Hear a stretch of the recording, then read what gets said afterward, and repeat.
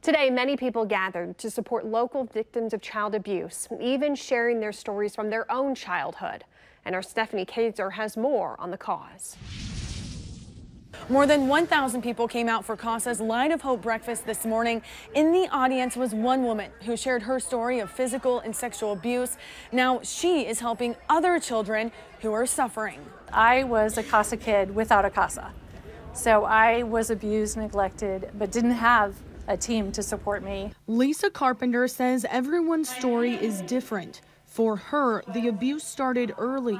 She remembers running away for the first time in second grade because the street was safer than her own home. It was tough. You know, we were abused and neglected in every way, shape, and form that you can imagine. Her fourth grade teacher was the first one to notice there was an issue, but she never had a CASA volunteer, someone in her corner, so she was never removed from her living situation.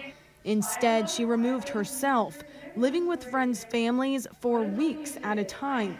Now she is helping kids like her in abusive homes get the help they need. The stats show these volunteers truly make a difference. For our children who have CASA volunteers, they are more likely to spend less time in the system, less likely to be re-abused and come back into the system after they have returned to their permanent home, more likely to get the services that they need. For the past 6 years, 95% of children who had a CASA volunteer had not re-entered the Jackson, Johnson, or Wyandotte County courts. Lisa says they are breaking the cycle like she has. People would ask me what I wanted to be when I grew up, and I said I want to be 16.